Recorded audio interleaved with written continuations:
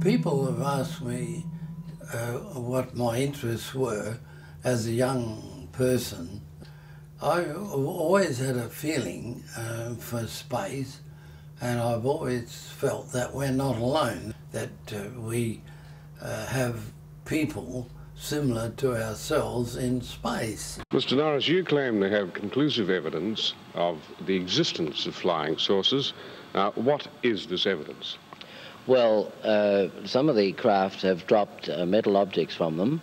Others have dropped a frothy sort of substance which they call angel hair. This is quite a common thing. A silicon type of material has come away from them. We've had the fairy froth sort of stuff analysed here in Adelaide, and nobody could tell us what they were. Now, you're an ex-aircrew member of the Second World War, and I dare say that during your period of service you would have seen a number of strange phenomena flying about. I did see my first object in 1942 in Geraldton in Western Australia. In 1942, I had quite an experience with a sighting of a UFO, and I was out on the tarmac, and it was after 8 o'clock, and the night was quite dark.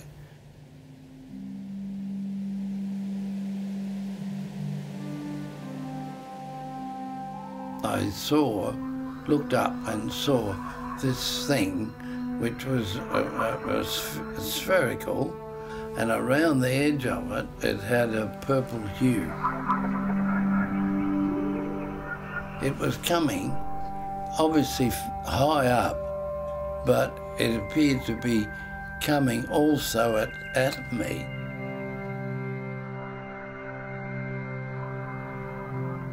Sounds a little strange to explain that, but it was obvious to me coming towards me. And I thought, well, what's that? And, you know, 1942, the UFO phenomena was very rarely talked about.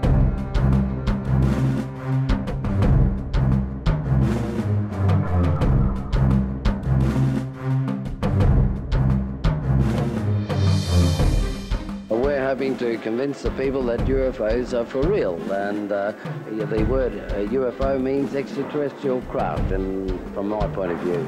But the reason why we say this is the season, it's not, the UFOs have been coming here all along, but people are outside more in the summer. And so you expect to see more during the summer? Well, I hope to get more reports anyway. In the early days when a lot of my friends, school friends and that, knew Dad was the UFO man, or the fly. In those days, they were actually addressed more as flying saucer, so he was really addressed more as the flying saucer man.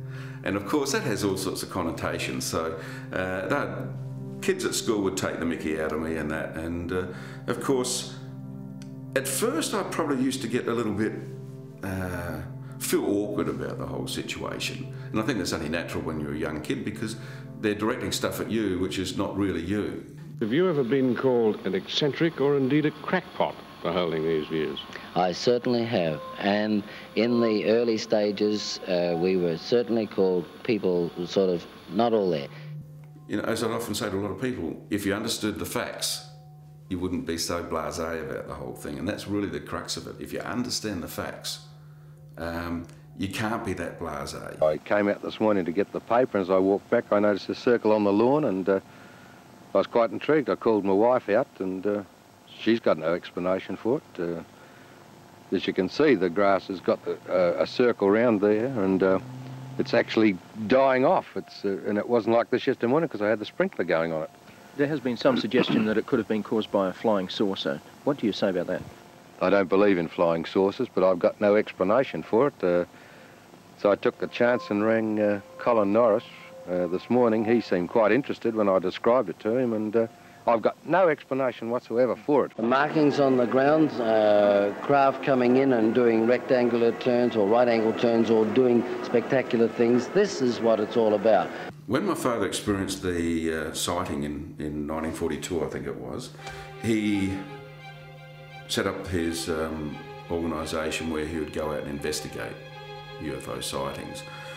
Basically, I guess the general rundown would be he would get a phone call, and this could be at all hours of the night and morning.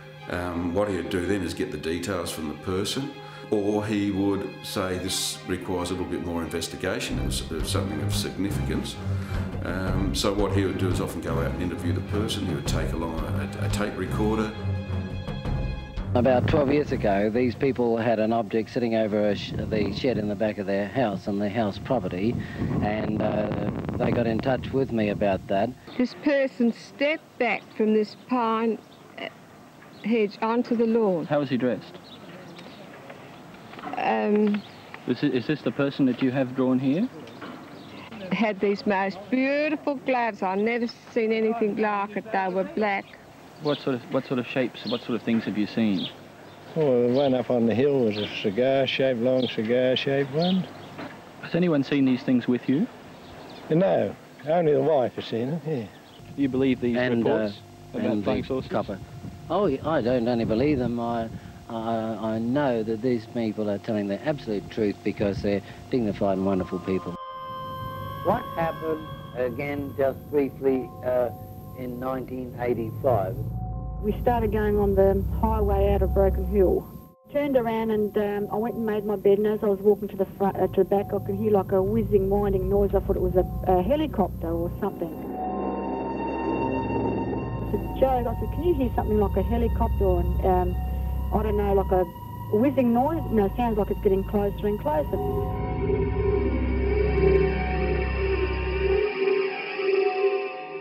Joe goes, look at my instruments, they're all, I'm driving the bus and I'm steering, but we were lifted off of the ground. It would be about knee-high to waist-high, and he got a bit frightened, and he goes, look outside, look and see if you can see anything like that. And I said, all I can hear is like a helicopter noise. The wheels are off the ground, the bus is near-high up in the air, yeah. And he was turning the steering wheel, but the bus was still going straight? Or? It was just going straight along the road. I said, I think that's a flying saucer. So far, the State Transport Department has issued 1,200 of the new plates, and since they went on issue yesterday, the orders have been pouring in again. People want these personalised number plates for all different sorts of reasons. Some people want to be identified, others want to identify their car if they have perhaps a special car. But take this one, for instance. This takes the cake. It belongs to flying saucer expert extraordinaire Colin Norris.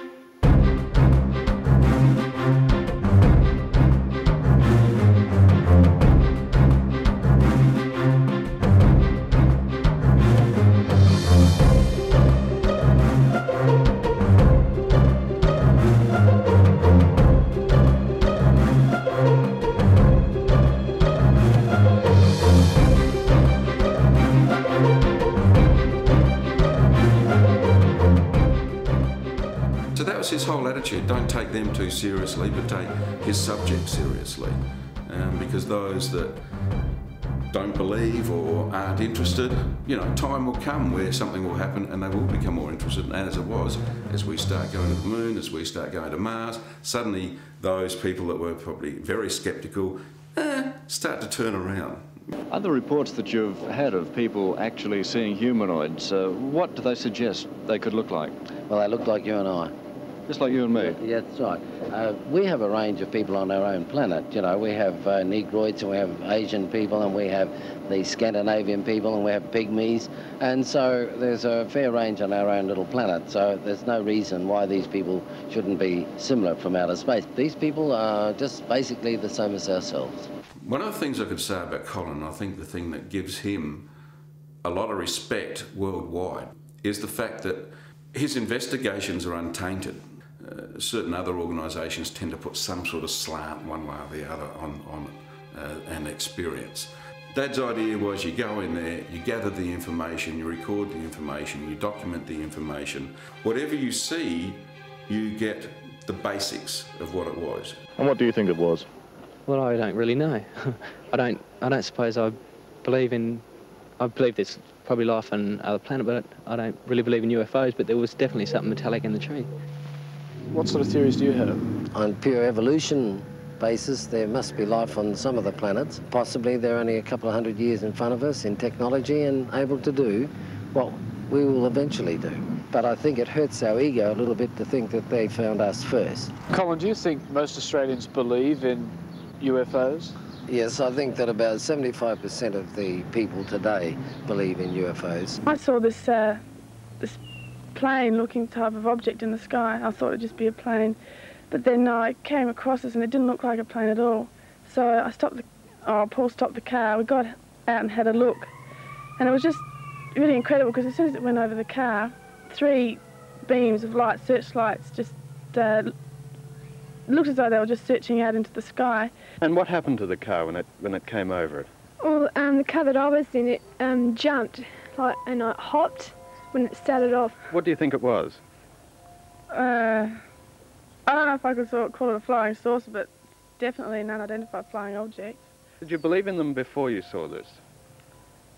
Oh, not really, but now I really do believe it because I'm positive it wasn't an aeroplane. It made no noise whatsoever. All I remember, I was in the bathroom and I heard this dreadful sound, roaring noise.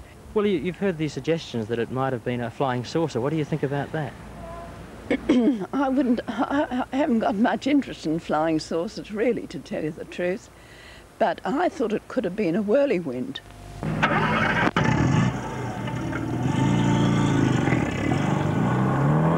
Colin, do you think in any way you've been influenced by people from outer space in choosing a car like this, a futuristically designed car? Well, I think my whole mental attitude is for futuristic things, but as far as being influenced, I don't know. I think with the whole system of this planet, we're in a hell of a mess, but I really feel that we're being watched, and I think they can see we're like a lot of mad things in a laboratory. I think they feel at this time that we need some guidance. At 86 years of age, I've had the privilege of watching the state of this planet. This planet is disrespected by its inhabitants. If we don't love our own planet, we will wipe ourselves out. Extraterrestrials looking down on this planet think we are a little primitive in our behaviour. We must try to love and learn how to treat other people before we visit other systems and space, and then we may get the privilege of meeting extraterrestrials.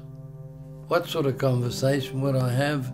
It would be, hello friend, and welcome to our planet.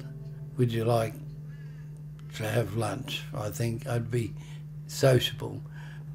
I urge you people to treat this planet well.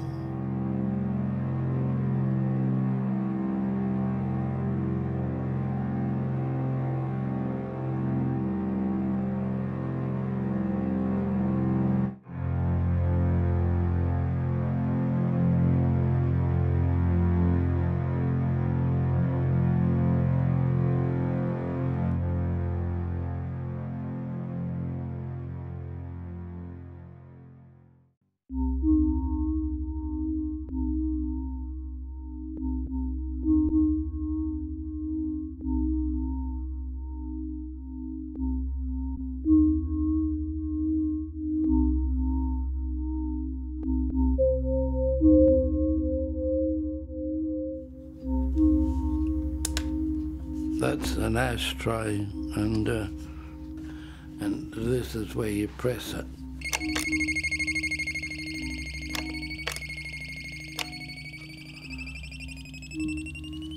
It flies away.